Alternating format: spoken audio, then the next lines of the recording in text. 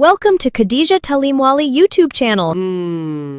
ذرا تصور کریں کہ ایک ہی کمپنی ہے اور اس میں ایک ہی عہدے پر کام کرنے والے مرد اور عورت کی تنخواہ بالکل برابر ہو۔ صحیح، ایسا ہوتا ہے آج کل۔ بالکل، اور ان کی ڈگریاں بھی ایک جیسی ہوں، وہ محنت بھی برابر ہی کرتے ہوں، لیکن اس سب کے باوجود عورت کو پروموشن نہ ملے۔ یہ تو بہت عام سی بات لگتی ہے نا؟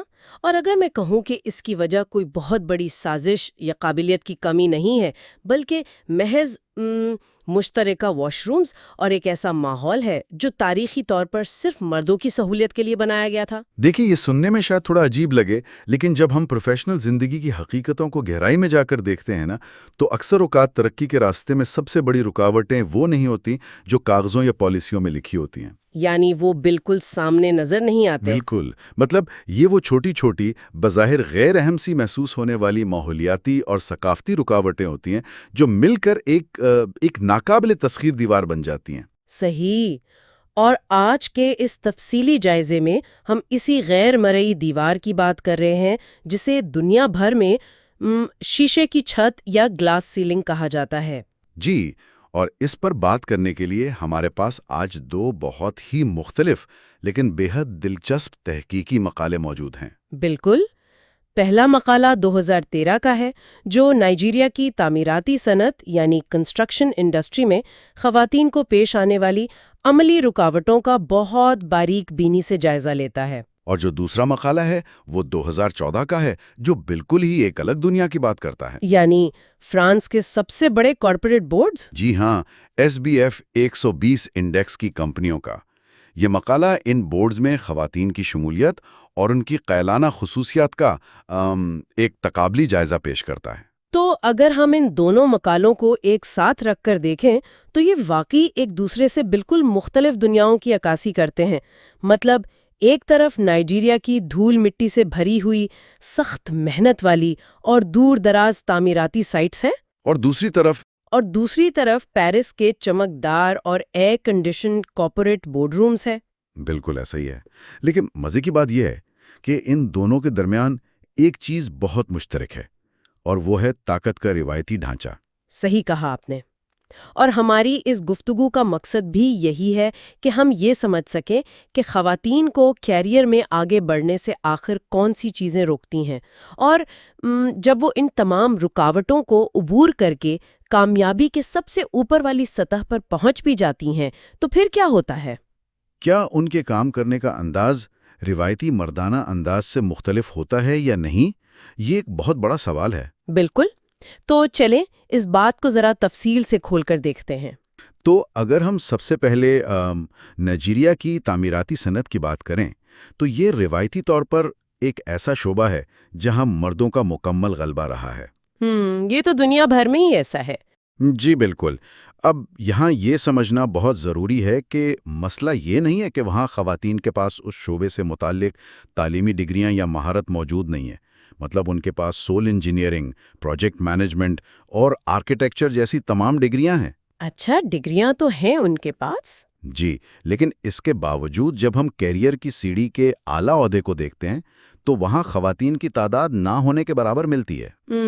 یہ تو بالکل ایسا ہے کہ کسی کے پاس ایک بہت بڑی عمارت کے دروازے کی چابی تو موجود ہو، وہ تالے میں چابی ڈال کر اسے گھما بھی لے، لیکن دروازہ اتنا بھاری ہو کہ وہ اسے اکیلے دھکیل کر کھول ہی نہ سکے۔ بالکل، مطلب ڈگری اور قابلیت چابی کا کام تو کر رہی ہیں، لیکن اس صنعت کا جو مجموعی ڈھانچہ اور کلچر ہے وہ اس بھاری دروازے کی طرح ہے جو ان کے لیے کھلنے کو تیاری نہیں ہے۔ یہ ایک بہت زبردست تشبیہ دی ہے آپ نے۔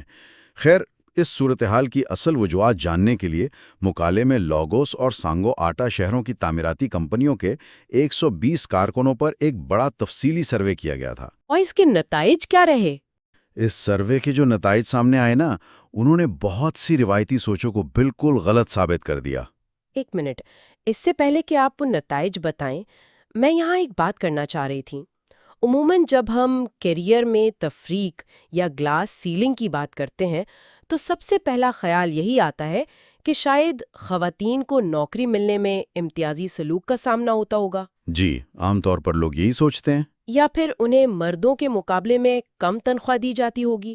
مطلب ہم تو ہمیشہ سے تنخواہوں کے فرق یا ویج گیپ کے بارے میں ہی سنتے آئے ہیں نا، تو کیا ڈیٹا بھی یہی بتاتا ہے؟ دیکھیں، یہاں جو بات سب سے زیادہ حیران کن ہے وہ یہ ہے کہ اصل مسئلہ تنخواہ یا نوکری ملنے کا ہے ہی نہیں۔ رکیے، واقعی؟ مطلب تنخواہ برابر ہے؟ جی بالکل، اعداد و شمار بالکل ایک الگ کہانی سناتے ہیں۔ اس سروے کے مطابق 67.4% لوگوں کا یہ ماننا ہے کہ نوکری ملنے میں خواتین کے ساتھ کوئی تفریق نہیں کی جاتی، ارے واہ، یہ تو بڑی بات ہے۔ اور اس سے بھی بڑھ کر یہ کہ 52.8% لوگوں کے مطابق مردوں اور عورتوں کی تنخواہوں میں بھی کوئی فرق نہیں ہے، یعنی ایک ہی لیول پر کام کرنے والے مرد اور عورت کو برابر پیسے مل رہے ہیں۔ یہ بات تو واقعی بہت حیران کن ہے، مطلب یہ تو عام تاثر کے بالکل برعکس ہے۔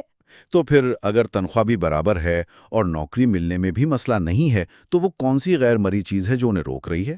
وہ جو بھاری دروازہ ہے جس کی آپ بات کر رہی تھی، وہ دراصل ماحولیاتی مسائل اور گہرے ثقافتی رویوں سے بنا ہے۔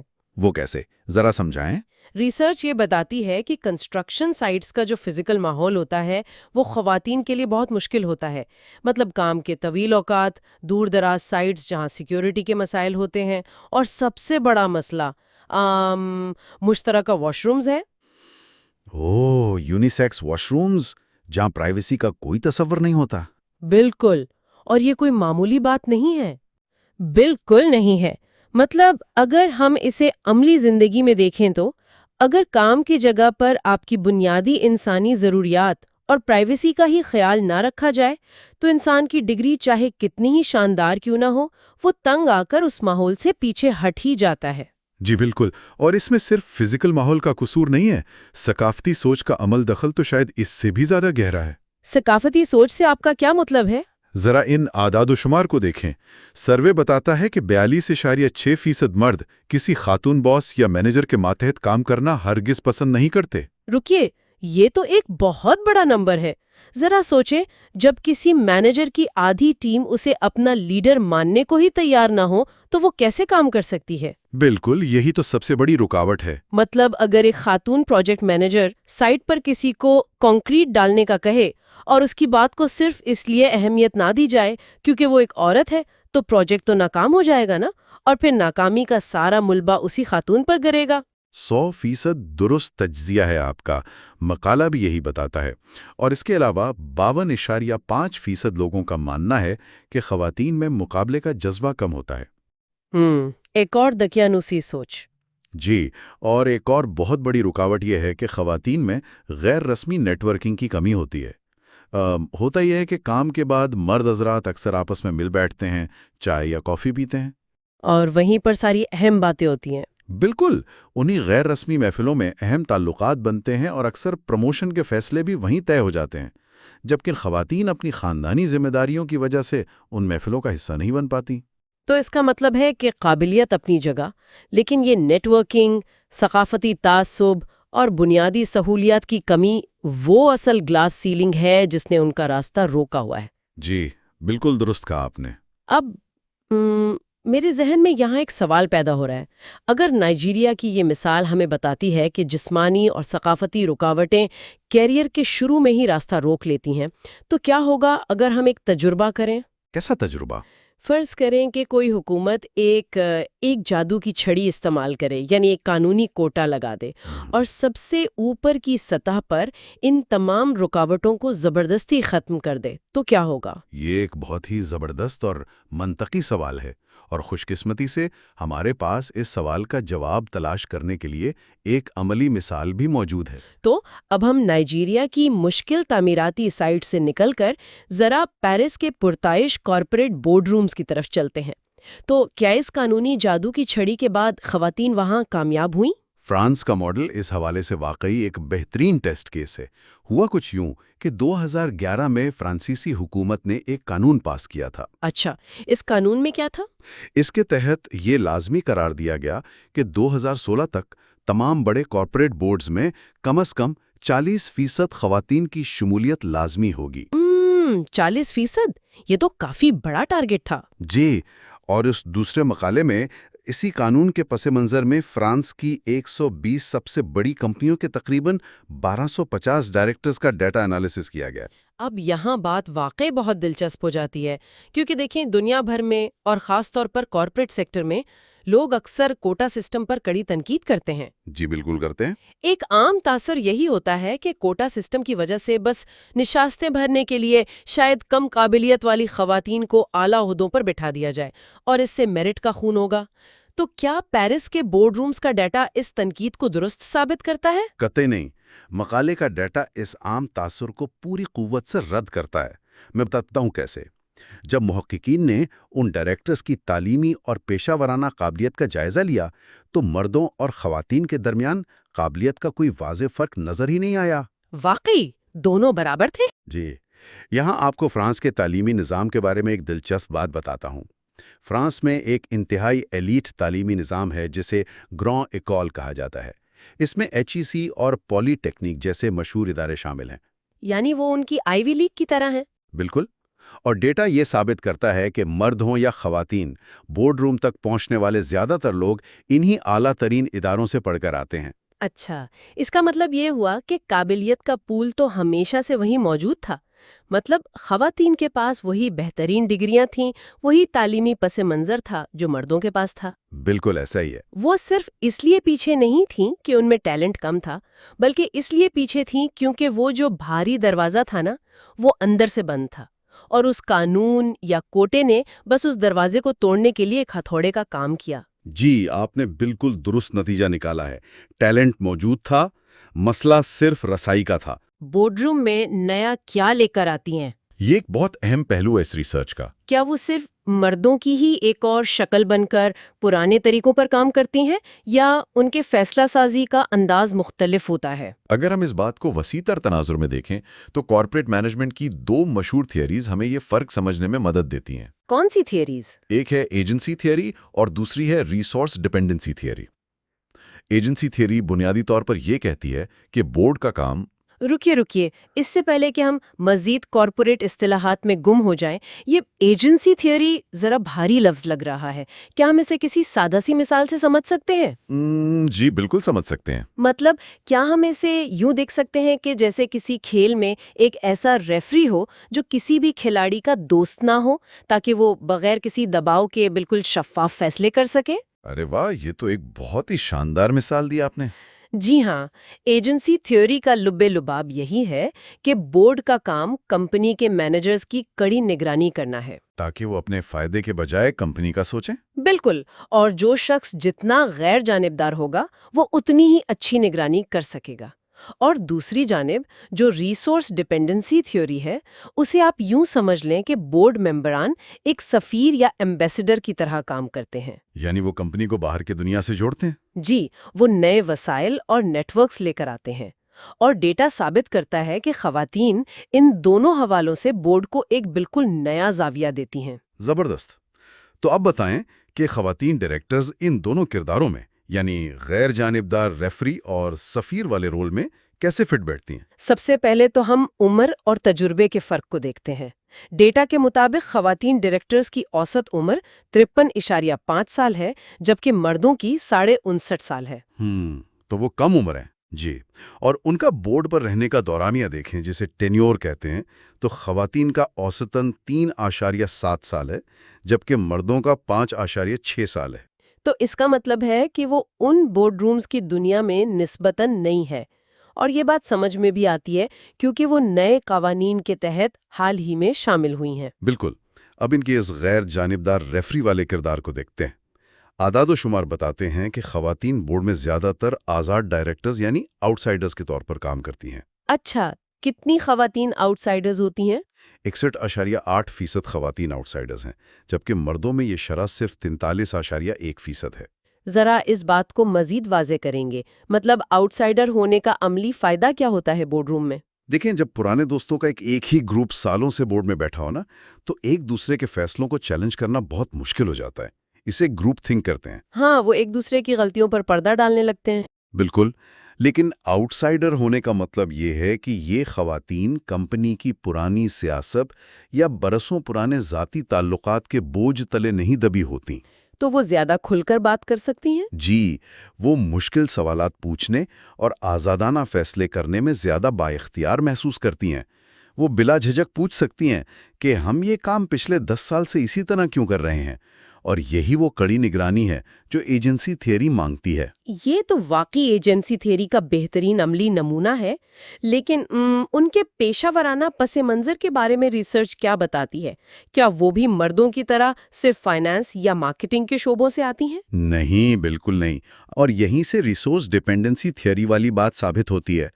ڈیٹا کے مطابق 54.8% مرد ڈائریکٹرز خالص کاروباری ماہرین ہوتے ہیں۔ یعنی ان کا سارا کریئر کارپوریٹ دنیا کا ہی ہوتا ہے؟ جی، لیکن خواتین زیادہ تر کمیونٹی پر اثر انداز ہونے والے طبقوں سے آتی ہیں۔ ان میں ماہرین تعلیم، سیاستدان اور بڑی فلاحی تنظیموں کی سربراہان شامل ہوتی ہیں۔ ارے واہ، یہ تو بہت مختلف بیک گراؤنڈ ہے۔ جی، 14.6% خواتین اس وسیع پس منظر سے آتی ہیں، جبکہ مردوں میں یہ شرح صرف 7.5% ہے۔ یہ واقعی ایک بہت زبردست پوائنٹ ہے۔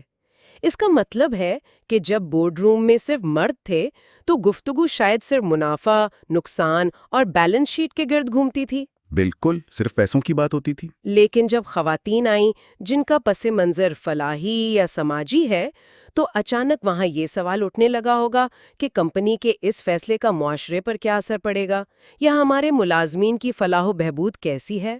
100% درست۔ وہ صرف ایک کرسی نہیں بھر رہی، وہ تو کمپنی کا پورا سوچنے کا زاویہ ہی بدل رہی ہیں۔ وہ روایتی فائنینشیل کیپٹلزم کو اسٹیک ہولڈر کیپٹلزم کی طرف لے کر جا رہی ہیں۔ زبردست۔ اور ڈیٹا یہ بھی بتاتا ہے کہ خواتین ملازمین کی نمائندگی میں بھی مردوں سے کافی آگے ہیں۔ 9.5% خواتین امپلائی ریپرزنٹیٹیوز ہیں، جو کہ مردوں سے زیادہ ہے، یعنی وہ نچلے طبقے کی آواز کو بھی اوپر تک پہنچا رہی ہیں۔ یہ سب سن کر ایک بات تو واضح ہے کہ خواتین قابلیت میں کسی سے کم نہیں، بس انہیں مواقع نہیں ملتے۔ لیکن میرا ایک سوال ہے، کیا فرانس کے اس جدید معاشرے میں واقعی ہر جگہ برابری آ گئی ہے؟ نہیں، ایسا بھی نہیں ہے۔ تو کیا کسی حصے میں مردوں کی وہ روایتی اجارہ داری اب بھی ویسے ہی برقرار ہے جس کا ذکر ہم نے نائجیریا والی ریسرچ میں کیا تھا؟ یہ بہت اہم نقطہ اٹھایا آپ نے۔ مقالے میں فرانس کے خاص ریاستی کلچر کا ذکر کیا گیا ہے جسے گرانکور کہتے ہیں۔ یہ ان کی ایلیٹ سول سروسز اور ریاستی نیٹ ورکس ہیں۔ تو ان نیٹ ورکس میں کیا صورتحال ہے؟ اعداد و شمار بڑی تلخی سے یہ بتاتے ہیں کہ ان حکومتی عہدوں پر آج بھی مردوں کا غلبہ بہت زیادہ ہے، اور اکثر یہی ریاستی طاقت کارپوریٹ بورڈز میں مردوں کو آگے لانے کا باعث بنتی ہے۔ اچھا، یعنی قانون نے بورڈ روم تو بدل دیا، لیکن اقتدار کے اصل مراکز ابھی بھی پرانے ڈھانچے پر ہی چل رہے ہیں۔ جی بالکل، وہاں ابھی بھی مردانہ بالادستی ہے۔ تو خیر، اگر ہم اس ساری تفصیلی گفتگو کو سمیٹیں تو ہمیں ایک بہت گہری تصویر نظر آتی ہے، چاہے وہ نائجیریا کی کنسٹرکشن انڈسٹری ہو جہاں خواتین کے لیے واش رومز جیسی بنیادی سہولیات موجود نہیں، یا پھر فرانس کا جدید بورڈ روم ہو جہاں قانون کے ذریعے شمولیت یقینی بنائی گئی ہو۔ حقیقی شمولیت کا مطلب صرف قانون پاس کر دینا یا کوٹا پورا کرنا تو نہیں ہے نا۔ بالکل، محض قانون بنانا یا چند نشستیں بھرنا کبھی بھی کافی نہیں ہوتا۔ اصل مقصد کام کی جگہ کے اس پورے کلچر اور ساخت کو تبدیل کرنا ہے تاکہ ماحول سب کے لیے سازگار بن سکے۔ جی، اور ہم نے دیکھا کہ جب خواتین آگے آتی ہیں تو وہ اپنے آؤٹ سائڈر ہونے کو طاقت بنا لیتی ہیں۔ جی بالکل، وہ فیصلہ سازی میں ایک بالکل نیا اور شفاف نقطہ نظر لاتی ہیں۔ اور اس ساری بحث سے ایک بہت اہم سوال جنم لیتا ہے۔ ہم نے دیکھا کہ چاہے نائجیریا ہو یا فرانس، یہ ساری ورک پلیس کی شرائط اور ماحول مردوں نے اپنے حساب سے بنائے تھے۔ بالکل، یہیں پر غور کرنے کا مقام آتا ہے۔ یہ موجودہ کارپوریٹ ڈھانچے تاریخی طور پر مردوں نے اپنی سہولت کو مد نظر رکھتے ہوئے بنائے تھے، تو یہ سوال ہم سب کو سوچنے پر مجبور کرتا ہے کہ کیا مستقبل کا ہدف واقعی یہ ہونا چاہیے کہ ہم کسی نہ کسی طرح خواتین کو اس پرانے سانچے میں فٹ کرنے کی کوشش کریں، یا پھر ضرورت اس بات کی ہے کہ اس پورے خستہ حال ڈھانچے کو ہی از سر نو تعمیر کیا جائے تاکہ یہ شیشے کی چھت سرے سے وجود ہی نہ رکھے؟ کیا ہم ہمیشہ اس بھاری دروازے کو دھکیلتے رہیں گے یا ہمیں اس عمارت کا نقشہ ہی بدل دینا چاہیے؟